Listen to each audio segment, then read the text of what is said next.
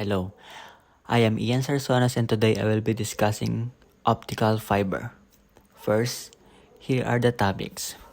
Introduction to optical fiber, history of optical fiber, modern applications, theoretical backgrounds, and lastly, challenges and future trends. Let's go in with the introduction to optical fiber. So, optical fiber is technology that uses thin strands of glass or plastic to transmit information in the form of light. Unlike copper wires, which uses electrical signals, optical fibers rely on pulses of light generated by lasers or LEDs. Because lights can travel extremely quickly and with very low resistance, optical fiber systems can transfer large amount of data in a very short time. This makes them ideal for modern communication network, where speed and efficiency are required. The structure of an optical fiber consists of two main parts: the core, where light travels, and the cladding, which surrounds the core. The cladding has a lower refractive index, which causes light to reflect back into the core rather than escaping. This phenomenon, known as total internal reflection, allow the allow the light signal to travel long distance without significant loss. The fiber is finally coated with protective layers that make it flexible, durable, and safe for installation. One of the biggest advantages of optical fiber is its ability to carry signals over great distance without distortion. Copper wires, for example, lose their signal strength quickly and require frequent signal boosting. Optical fiber, however, maintains signal quality over hundreds of kilometers, making it the backbone of global internet systems and telecommunication networks. It enables fast internet speeds, clear voice communication, cable TV, and more.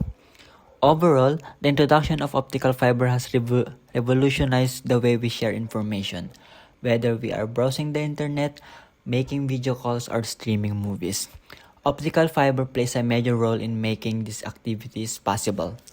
As technology continues to evolve, then the need for faster and more reliable data transmission grows, and optical fiber remains at the center of that progress.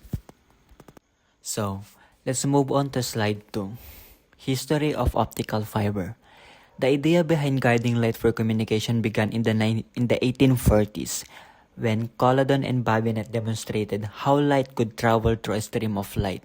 Later, in the 1850s to 1870s, John Tyndall expanded this idea by showing the light could be trapped and guided through internal reflection. Although these experiments did not directly create optical fiber, they laid the scientific foundation for future development. And in the 1950s and 1960s, early attempts to produce fiber were made from glass and plastic were made. However, these fibers suffered from high attenuation, meaning the light signal weakened too quickly to be useful. The turning point came in 1966 when Charles Cow and George Hackham proposed that in order for fiber optics to be practical for communication, the glass had to be extremely pure. This discovery earned Cow the title Father of Fiber Optics. And then, by 1970, scientists Maurer, Keck, and Schultz created the first low-loss optical fiber, which had signal loss of only 17 decibel per kilometer. This achievement proved that long-distance communication using light was possible. Soon afterward, telecommunication companies started using optical fiber communication system, particularly in telephone networks. By the 1980s, optical fiber became widely deployed and began to replace copper cables in global communication networks. Today, optical fiber form the backbone of the internet, submarine cables between continents, and high-speed data centers. Its development is considered one of the most important engineering achievements of the 20th century. Moving on to slide 3. Modern applications. In telecommunication, optical fiber enable high-speed data transmission over long distance with minimal signal loss. This is essential for internet connections, cable TV, and telephone systems. Submarine fiber optics cables stretch across oceans, allowing continents to communicate in real time. Fiber to home (FTTH) technology now brings these benefits directly to households, giving people faster and more reliable internet access. In medicine, fiber optics are used in endoscopy, where thin fiber bundles are inserted into the body to allow doctors to see internal organs without surgery. This reduces patient recovery time and improves diagnostic accuracy. Additionally, fiber optics are used to guide precise laser beams for surgeries, making operations safe and more accurate. In industrial environment, optical fibers are used as sensors to monitor temperature, pressure, and structural stability in places like bridges, buildings, and pipelines. Fiber Bragg grating sensors detect even slightest changes in strain, helping engineers maintain safety. These sensors are durable, resistant to electromagnetic interference, and effective over long distances.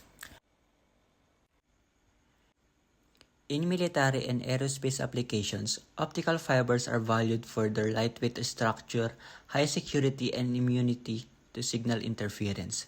They are used in aircraft systems to reduce weight, which improves fuel efficiency, and in secure communications network where data protection is critical.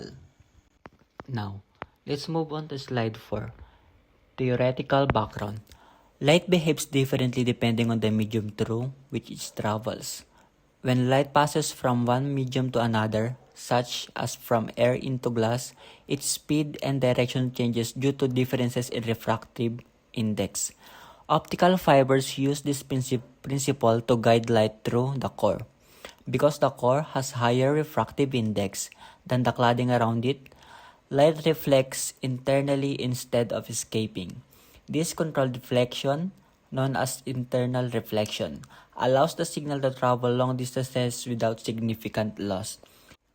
The optical fiber's structure is central to its performance. The core is responsible for carrying the light signal, while the cladding keeps the light trapped.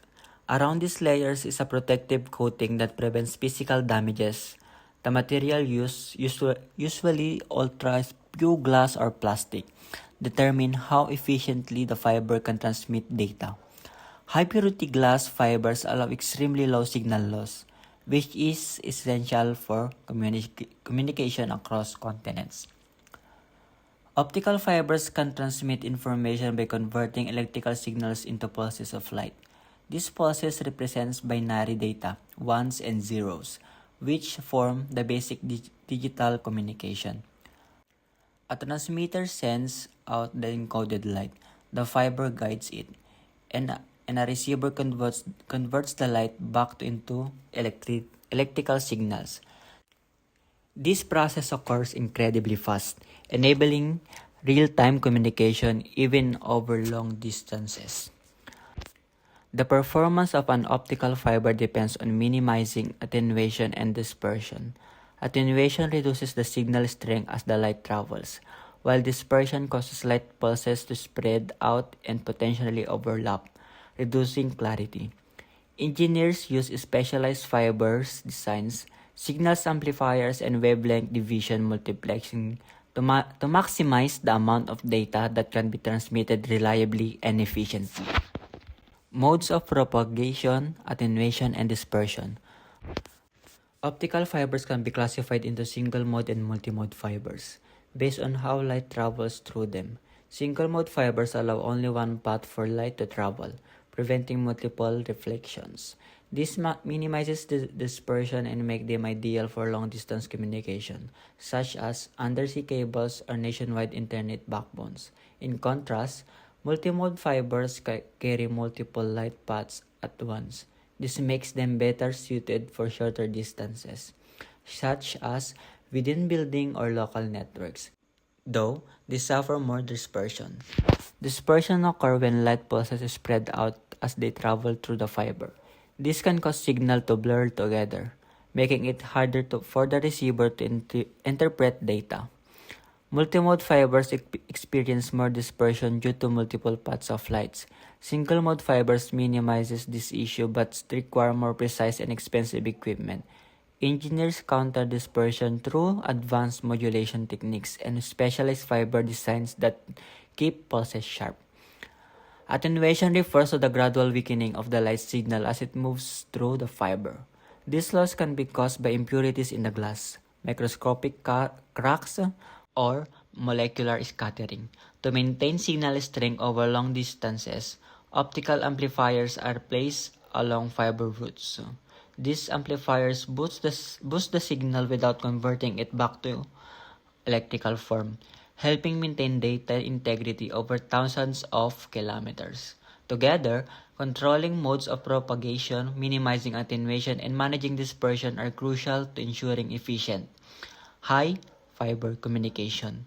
The better these factors are optimized, the faster and farther the data can travel, supporting global communication networks and digital services we rely on daily. Now, let's move on to the next slide, challenges and future trends. One of the main challenges of optical fiber communication is managing signal attenuation and dispersion. Even with highly purified glass, light still weakens and spreads over long distances. Advanced technologies such as coherent detection and digital signal processing are used to correct signal distortions. However, these systems require expensive equipment and increase overall network complexity. Another major challenge lies in installation and infrastructure costs. Laying fiber networks across cities or connecting remote areas requires digging trenches, installing cable undergrounds, or placing them in submarine environments. These processes require significant labor, time, and investment. Although prices are gradually decreasing as technology improves, cost remains a barrier in many developing regions. Environmental factors can also affect fiber performance. Optical fibers can be damaged by moisture, extreme temperatures, and physical stress, especially in outdoor or undersea installations.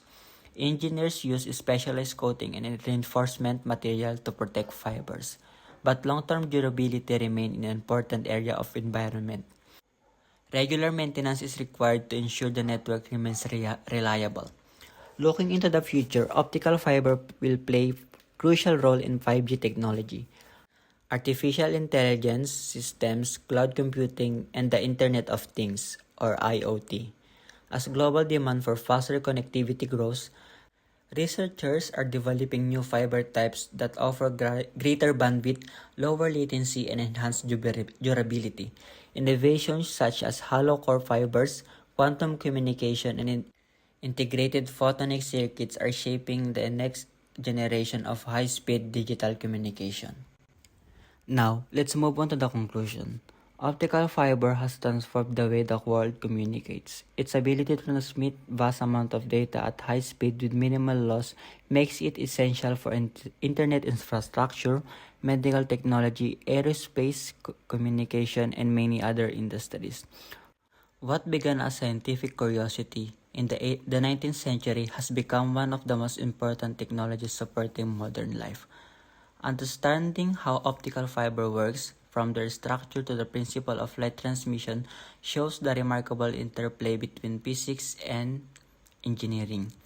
The development of low-loss fibers and advanced network systems has enabled global communication networks that allow us to connect instantly across continents. These innovations highlight how scientific breakthroughs can reshape society.